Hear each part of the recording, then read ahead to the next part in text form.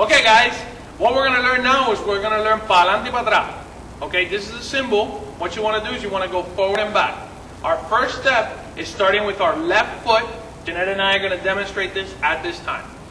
First, we're going to go forward with our left and then go back with our right. Let us demonstrate it first, and then we'll break it down by the numbers. Ready? And forward, 2, 3. Back, 2, 3. Forward, 2, 3. Back, 2, and stop.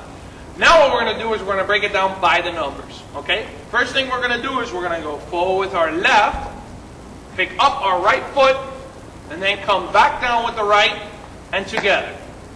Then go back with our right, lift up with our left, and then together.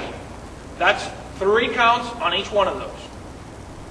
Now what we're going to do is, let's do all of them, let's put it all together. Okay?